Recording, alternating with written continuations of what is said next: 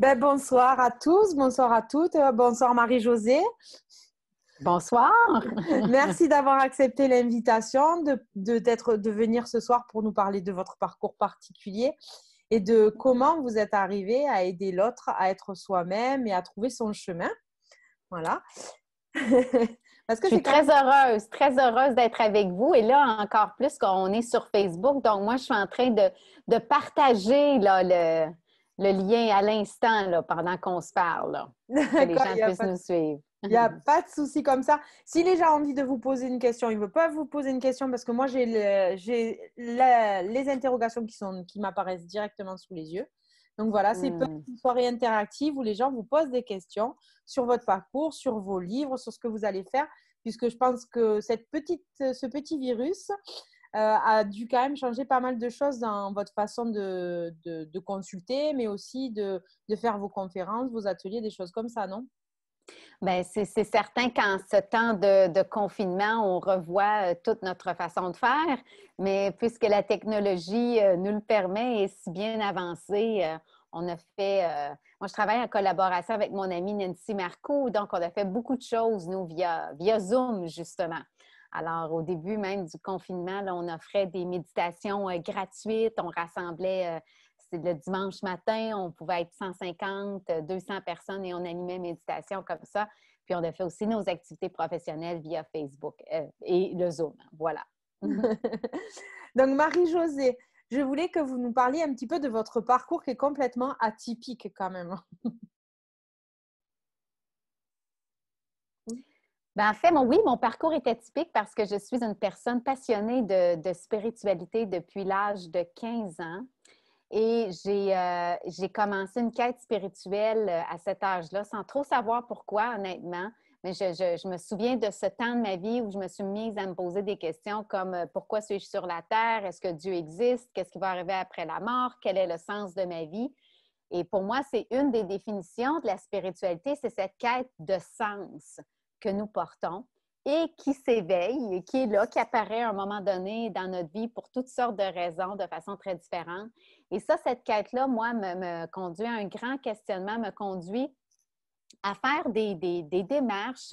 Et un jour, j'ai fait une très belle et grande expérience spirituelle suite à laquelle j'ai décidé d'aller vivre en communauté religieuse pendant 6 ans.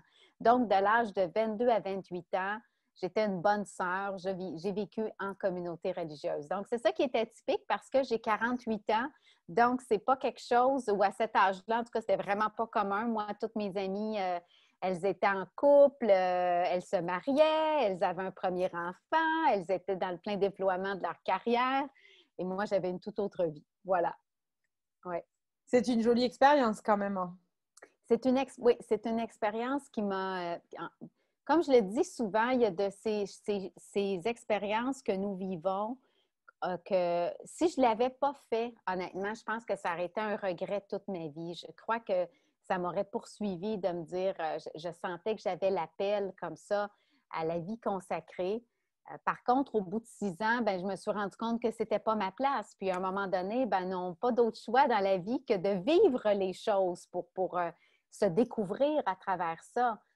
Et je me suis rendu compte que ce n'était pas ma place. Donc, à 28 ans, j'ai quitté et j'ai repris là une vie en très peu de temps, une vie comme tout le monde, une vie normale. Alors, j'ai rencontré mon conjoint avec qui je suis maintenant depuis 18 ans. Je suis une maman maintenant. J'ai un grand garçon de 14 ans, un ado de 14 ans.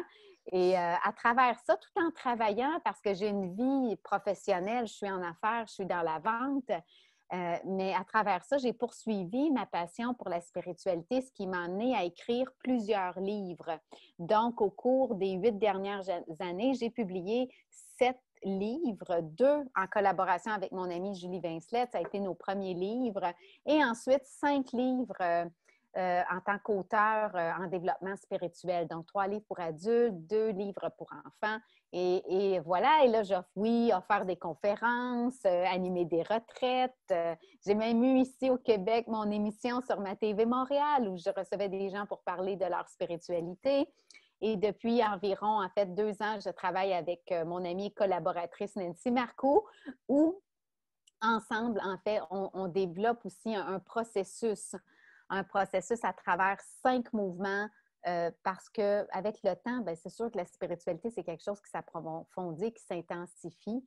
Et d'arriver à trouver un langage qui parle à tout le monde aujourd'hui. Donc, un langage hors de la religion, mais un langage qui parle à tout le monde.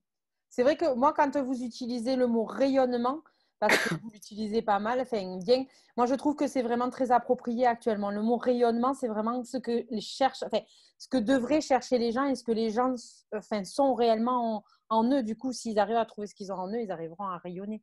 Donc, c'est vrai que le mot rayonnement est très bien utilisé. Hein. Enfin, voilà. Mais je trouve que c'est un mot qui parle. Et quand on parle de lumière, on parle de cette étincelle divine à l'intérieur de nous. Certains vont l'appeler la source, pour d'autres, ça va être Dieu, d'autres, ça va être les anges. Mais je veux dire, il y a cette étincelle, cette lumière qui, moi, me ramène beaucoup, en fait, quand on lit le prologue de Saint Jean dans la Bible, là, où on parle de cette lumière que les ténèbres ne peuvent pas arrêter. Et depuis très longtemps, je suis interpellée par cette lumière que les ténèbres ne peuvent pas saisir. Alors, cette lumière qui brille, qui brille, qui brille, qui continue de briller. Et ça aussi, c'est qui m'a beaucoup interpellée. C'est un extrait d'un texte de Marianne Williamson dans son livre Un retour à l'amour où elle dit « Si nous laissons notre lumière briller, nous donnons inconsciemment aux autres la permission que leur lumière brille. Si nous sommes libérés de notre peur, notre présence suffit à libérer les autres. » Alors oui, tout cet aspect du rayonnement qui fait appel, en fait, à notre quête de bonheur, à notre quête de bien-être, à notre quête d'accomplissement. Et pour moi, ça, c'est aussi une quête spirituelle, le désir de s'accomplir, le désir de s'épanouir, cette espèce d'appel qu'on a au fond de nous, au fond, de se réaliser, pas dans une envergure que là, actuellement, de dire je deviens célèbre et j'ai de l'argent et je suis connue, pas ça, mais qui amène un profond sentiment d'accomplissement. Et pour moi, ça va de pair avec une spiritualité active. Je pourrais le dire comme ça. Et c'est mon expérience. C'est peut-être pas le cas pour tout le monde, mais il me semble qu'il y a un lien là, entre la réalisation de soi et la spiritualité. Il me semble qu'il y a un lien. Oui. Vous avez vu une évolution depuis toutes ces années. Il y a de plus en plus de monde qui va sur des techniques nouvelles, des choses comme ça? En fait, ce que j'observe ici au Québec, c'est différent probablement de la France. On se ressemble un peu, là, mais c'est que vous, en France, vous avez vécu cette séparation de la religion et de l'État il y a quand même fort longtemps, là. Pour nous, au Québec, c'est assez récent. C'est-à-dire que la séparation entre la religion et l'État, ça s'est fait dans les années 60 avec la Révolution tranquille. Oui. Et en l'espace d'environ, je vous dirais, 20 ans, les églises se sont vidées. Et là, il y a eu une espèce de tabou autour de la religion et de la spiritualité parce qu'à ce moment-là, je crois qu'on ne savait pas distinguer les deux. La religion et la spiritualité, c'était comme ça, c'était pris ensemble. Moi, ce que je vois comme évolution actuellement depuis environ une dizaine d'années dans le contexte québécois, c'est que les gens font de plus en plus la distinction entre religion et spiritualité. Et ça, pour moi, c'est hyper important, c'est hyper sain parce que la religion, c'est un système de croyances. La religion, c'est une façon parmi tant d'autres de vivre notre spiritualité. Mais la spiritualité, moi, j'aime bien dire que c'est un espèce de grand mouvement de notre être qui relève de l'infini. Et ça appartient à aucune religion, aucune croyance, aucune philosophie, aucun dogme. Alors, la spiritualité, en fait, la religion est au service de notre spiritualité. On pourrait le dire comme ça et non pas l'inverse. Donc, moi, c'est ça que je note comme évolution. Donc, les gens ici tendent à utiliser de plus en plus le mot spirituel. D'accord. C'est de là que vous avez écrit le livre Dieu s'en moque. Dieu s'en moque, je l'ai écrit pas parce que c'était populaire à ce moment-là, parce que ça fait quand même... ça fait quand même 2013. Donc, ça fait 7 ans, Dieu s'en moque. Je vous dirais que je l'ai écrit parce que pour moi, il s'est imposé. En fait, comme tous mes livres, c'est quelque chose qui s'est imposé. C'est un livre qui amène beaucoup d'émancipation pour les gens, particulièrement les gens qui ont beaucoup été dans la religion, parce que je fais vraiment la distinction entre des concepts. Je parle un peu de comment, à mes yeux, qu'est-ce qu'une vie spirituelle saine. Donc, dans les témoignages que j'ai eus, pour tous ceux qui ont baigné de près, de loin dans la religion, ça amène une forme d'émancipation. Alors, c'est sûr que ça a fait parler ici, juste le titre, naturellement, Dieu s'en moque, parce que c'est très audacieux comme titre. Mais pour moi, Dieu, oui, Dieu s'il existe, hein, parce que ça, c'est un autre département, c'est un autre dossier, mais Dieu, s'il existe, se moque, entre autres, du nom qu'on lui donne, de la religion de laquelle on fait partie. Il se moque de beaucoup de choses auxquelles nous, on accorde de l'importance. Tout à fait, oui. C'est vrai qu'il faut faire la distinction entre les deux. Oui. Oui, puis pour moi, ben, c'est sûr que ce titre-là, c'est un peu allégorique. C'est comme si je prête un peu une voix là, en disant, tu sais, j'imagine que Dieu se moque de telle chose, que Dieu se moque de telle chose, mais que pour Dieu, telle chose est importante. Mais c'est dans l'allégorie aussi également parce qu'on ne peut pas réellement savoir. Hein? C'est sûr. La nécessité d'écrire des livres aussi pour les enfants, c'était Oui, quelque chose d'important? oui, oui, pour moi, oui, parce que, et ça encore, ça s'est imposé. Ce que j'ai vécu, c'est qu'au fil de mes conférences, j'avais beaucoup de parents qui venaient à moi et qui me disaient, Marie-Josée, on ne sait pas comment parler de spiritualité à nos enfants parce que le langage, le vocabulaire religieux ne nous convient plus, mais même les parents eux-mêmes sont un peu perdus dans tout ça. Alors, ils me disaient, ça serait bien que tu écrives un livre, pour les enfants. Et moi, je disais toujours que je n'avais pas ce qu'il fallait, que je ne me voyais pas écrire un livre pour enfants parce que j'aime l'abstrait, je suis un peu philosophe. Et voilà que finalement, le jour où j'ai décidé de me dire, OK, si j'ai des enfants, ça ressemblerait à quoi? Et encore là, ça m'est apparu comme très clair. Alors, c'est un guide pratique, La lumière en toi, où je propose 10 rituels pour explorer son monde intérieur. Je n'ai rien inventé, Bérangère, tu comprends? Parce que je trouve quand même, des fois, les gens s'attribuent le fait d'inventer des choses, alors qu'au fait, hein, tout est, je veux dire, c'est que c'était déjà là.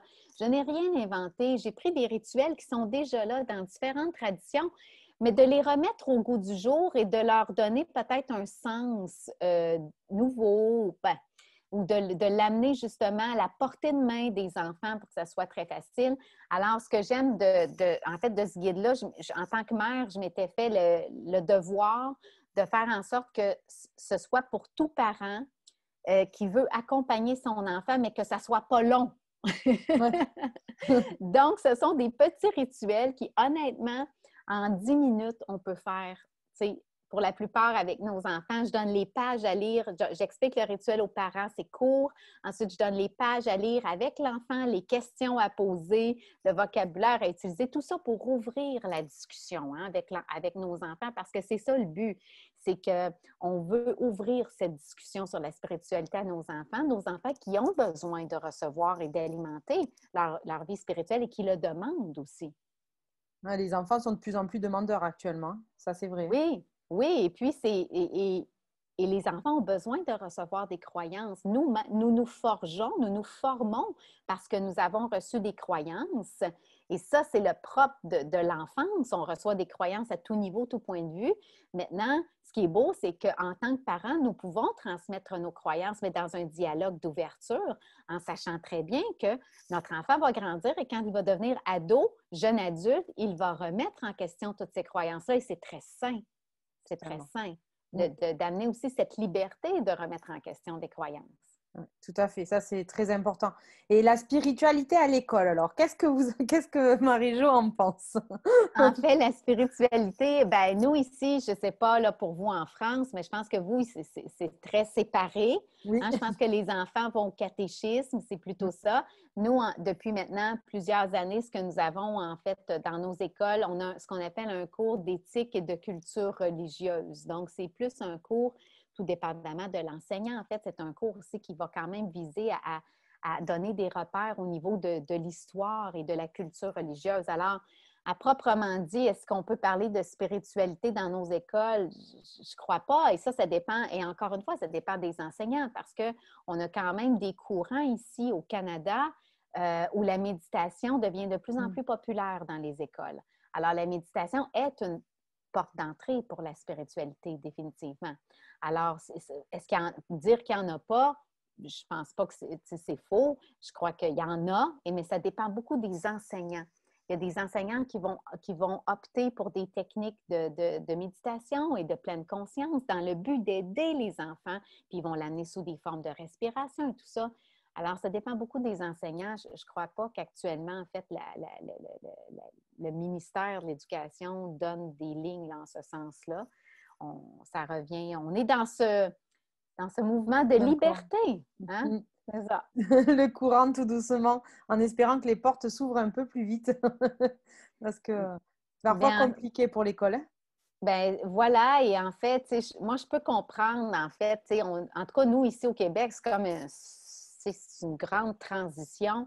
Je peux comprendre les parents qui se disent oui, j'aimerais ça donner quelque chose à mes enfants en matière de spiritualité, mais moi-même, je suis un peu perdue.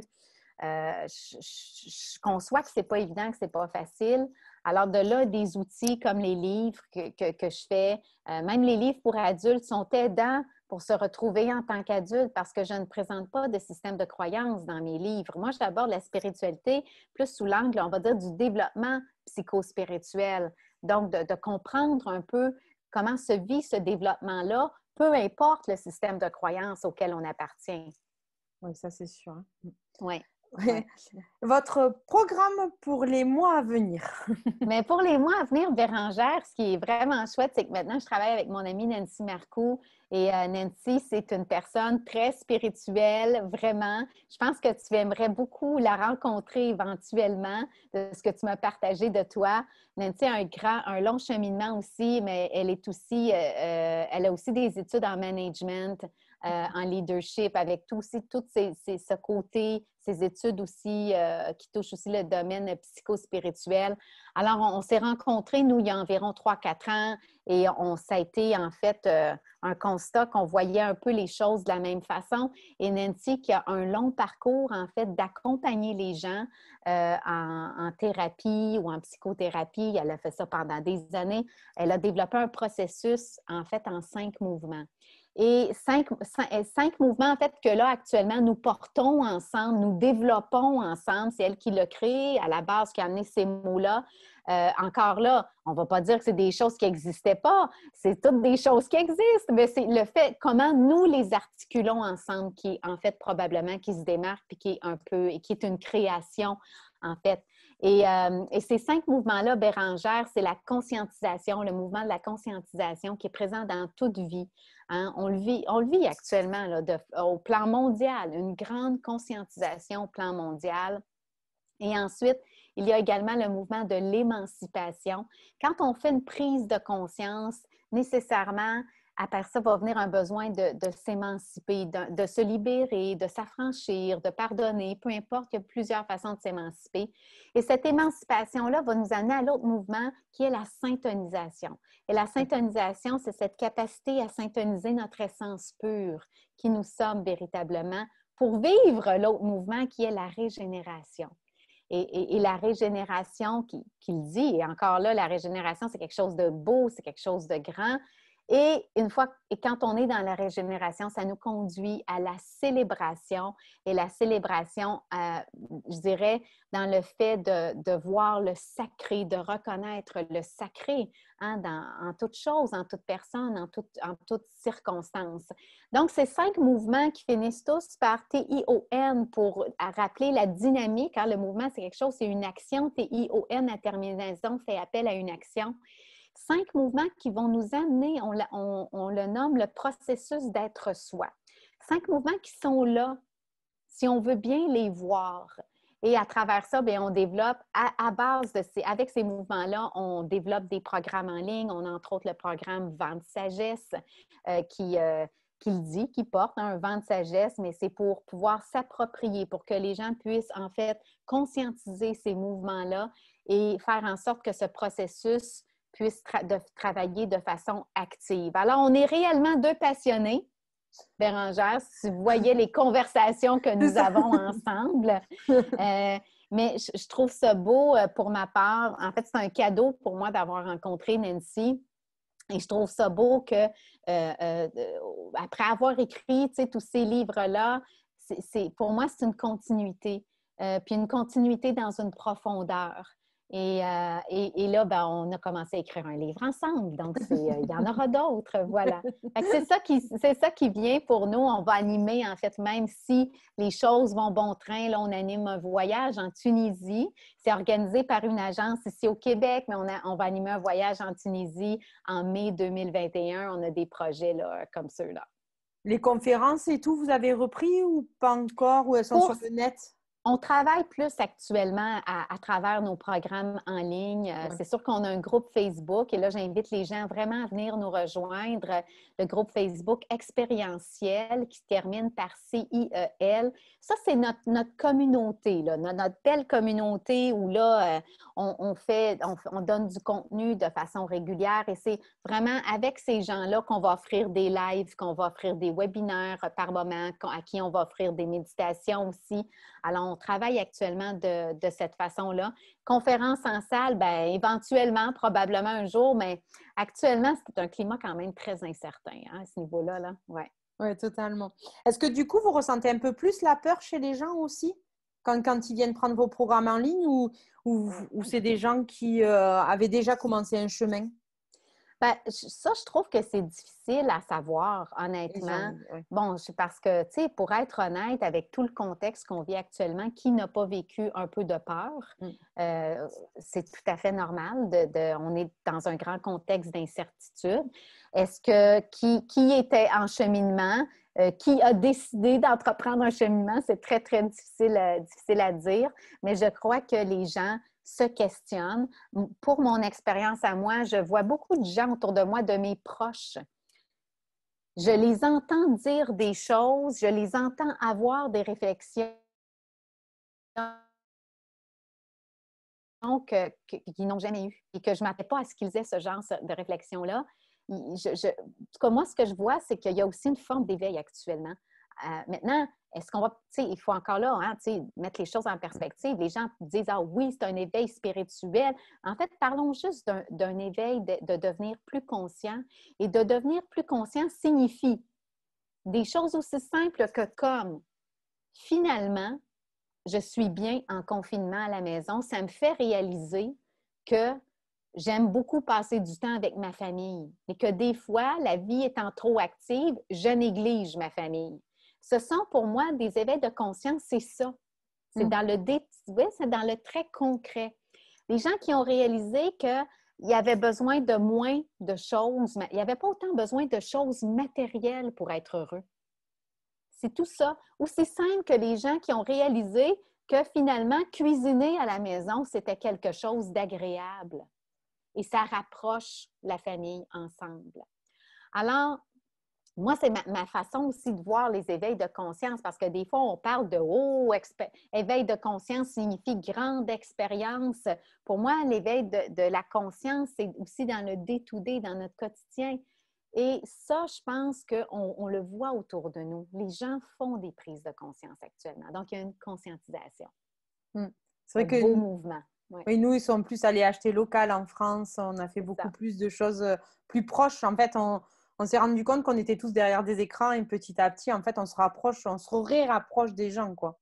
Oui, oui. Et ça, Et en même temps, ben, ce phénomène, en fait, d'être plus isolé nous fait prendre conscience à quel point c'est riche que de pouvoir être en relation avec les gens. Donc, quand on s'est retrouvés cet été hein, pour des soupers, pour des petites fêtes de famille, je pense que tout le monde a pu célébrer le sacré de ça. Et là, je fais encore référence à nos mouvements parce que la célébration, c'est ça. Donc, de ne pas prendre ça pour acquis, que c'est banal, mais en tout cas, pour ma part, chaque fois que je me suis retrouvée avec des amis ou en famille, je prenais conscience que c'est une bénédiction que de pouvoir se retrouver ensemble. C'est sûr. Ça, c'est certain, oui. Du coup, Marie-Josée, si les gens veulent vous retrouver, où est-ce qu'ils peuvent vous retrouver? En fait, ils peuvent nous retrouver, Nancy et moi, sur le groupe Facebook Expérientiel. Donc, E-X-P, accent aigu, R-I-E-N, C-I-E-L à la fin. Expérientiel. On peut me retrouver également sur ma chaîne YouTube, Marie-Josée Harel. J'ai beaucoup de vidéos. Et également, Nancy a sa chaîne YouTube, Nancy Marcoux, l'expérience. On a chacune aussi nos sites web à nos noms. Alors, ça tourne, tout ça tourne là. Alors, mais si vous venez sur le groupe Facebook expérientiel, on a un cadeau gratuit pour les gens qui veulent. Ils ont accès à une série de 4 méditations gratuites, donc participer à tout l'échange, la richesse de cette belle communauté autour des 5 mouvements. Et on vit des belles choses, Bérangère, sur ce groupe. Ouais. Je vais aller faire un tour, moi, tout à l'heure. J'espère, oui. Oui, avec grand plaisir. Oui. Du coup, 2021, donc un nouveau livre, des conférences avec les 5 mouvements, qui ont l'air très, très intéressants. Des choses en individuel?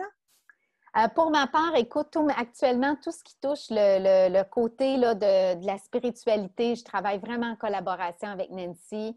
On a décidé, en fait, dans ce domaine-là, de travailler ensemble. Puis pour moi, c'est une grande joie, sincèrement. C'est parce que nous, en fait, ce que nous sommes en train de réaliser toutes les deux, c'est que la relation est l'espace de création. Point.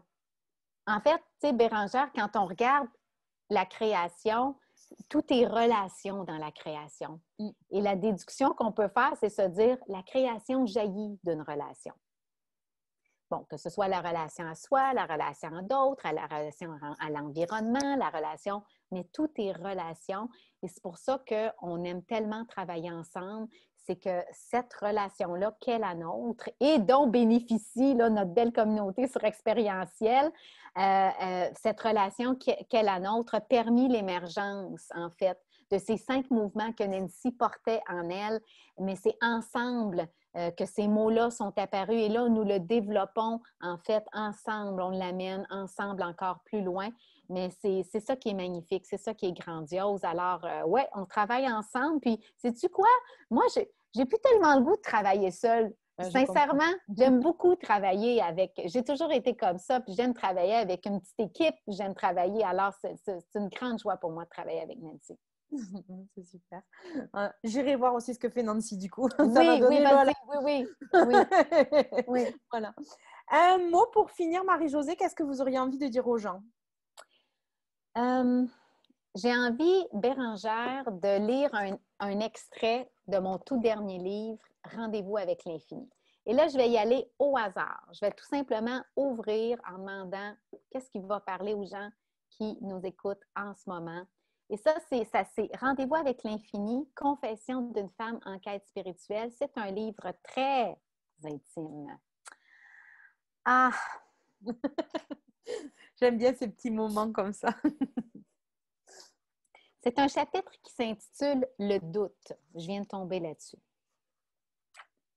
Avec le recul, je perçois que mon entêtement échelonné sur plusieurs années, oui, parce que je suis une personne très entêtée, était une façon de reporter un rendez-vous inévitable avec le doute.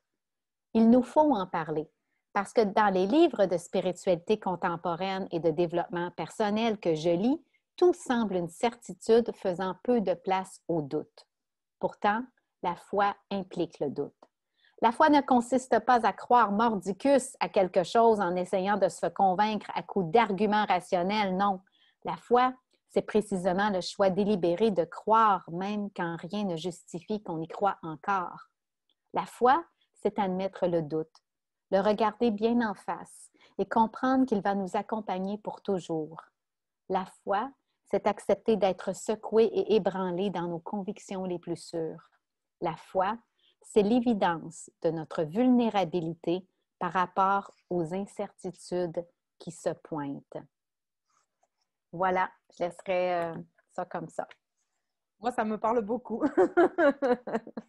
Le doute, hein, parce que, tu sais, parfois on entend dire que quand on croit, on ne devrait pas douter, mais c'est un fait théologique, la foi implique le doute. Une démarche spirituelle saine implique le doute, c'est-à-dire qu'on ne veut pas nécessairement rester dans le doute, mais c'est qu'il y aura toujours une part de doute. Et la foi, c'est cette décision, cet acte de choisir d'y croire, même quand le doute est présent. Ben, merci beaucoup, Marie-Josée. Ça a été un plaisir. Oui, les deux accents, hein, le sud de la Oui, France et le québécois, c'est formidable. Moi, j'adore. magnifique. Merci infiniment pour cette belle invitation. Merci à tous ceux et celles qui nous écoutent en ce moment et continue, Bérangère, de faire ce beau travail que tu fais de ton côté. Merci beaucoup. Merci beaucoup à tout le monde. Bonne soirée, bonne journée aux Québécois parce qu'ils n'ont pas fini. Nous, on est en début de soirée. Eux, ils commencent l'après-midi. Donc, ben, à très bientôt pour les autres interviews de Bérangère. Et merci vraiment infiniment, Marie-Josée, d'avoir accepté et d'avoir été là. Merci beaucoup. Un Bonne grand soirée. plaisir. Bye bye. Au revoir.